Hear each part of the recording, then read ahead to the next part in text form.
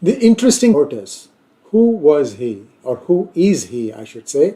He is an intelligence official who has been convicted in Canada. To know more about it, we are going to take a quick look at a slide deck, just 3 slides, so it's not going to be a long time. But I have something interesting to add to what I'm seeing here. I'll share my thoughts with you on that. So first, let's take a quick look at the slide deck. Canadian intelligence officer Cameron J. Otis convicted. What was he convicted of? I'll get to that in one moment. He was the Director General of the Royal Canadian Mounted Police, also called as RCMP. So, what exactly happened?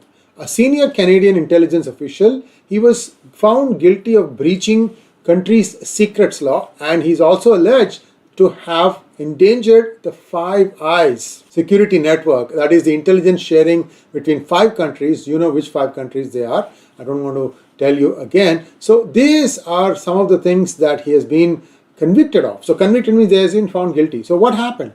Cameron J. Otis, a former Director General with the Royal RCMP, he was found guilty of 3 counts of violation of Security Information Act and 1 count of attempting to do so. Otis says he devised a plan called Nudge to entice investigative targets to sign on to an encryption service from a company called Tutanata. This is a product that is being put out by a company called Tuta, T-U-T-A, and they deny ever having something to do with this. And they said that this was his way of telling some of the investigative targets that they could effectively communicate freely with them. So this whole thing, they are saying that this could have risked the Five Eyes spy network. They're also going on to say that it might have endangered the life of one other security official. I think there is a lot of gobbledygook going on here. This man was actually working on cyber terrorism wing of RCMP. It's a fairly important position. Now, things that you deal with day in and day out, such as the Khalistani thing, the drugs network that is plaguing Canada, and everything else that the Five Eyes might be sharing with him. So what exactly is this?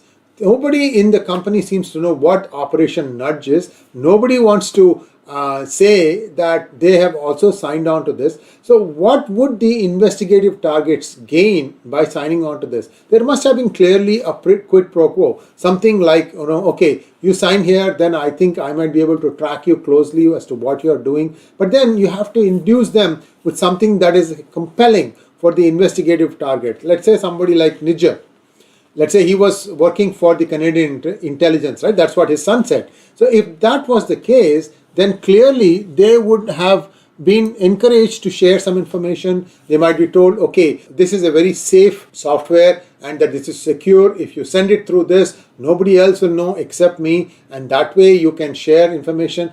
Is that what happened? I don't know, but clearly there are lots of things that are not being said out in the public. Something happened in the background.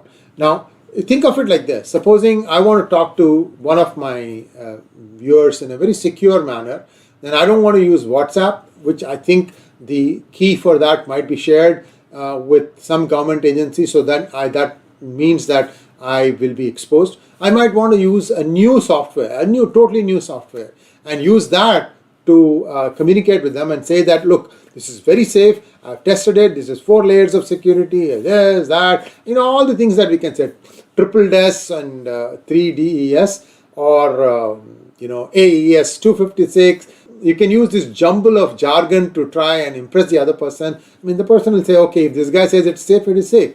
After all, I trust this fellow. That trust, once that thing is established, then you can do whatever you want. So what was the main reason for Cameron J. Otis to use this software in order to try and do what?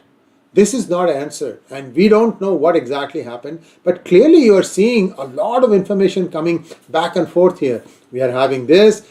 We had the Canadian Prime Minister accuse that India of complicity in the killing of Hardeep Singh Nijjar. Today, or yesterday I should say, United States, somebody said that Pannu's life also is in danger, and that India had a hand in planning his assassination too. Come on now. I mean, there are lots of things the Indian government does, but action of this sort, especially on foreign soil, I think not. India is very careful about these things.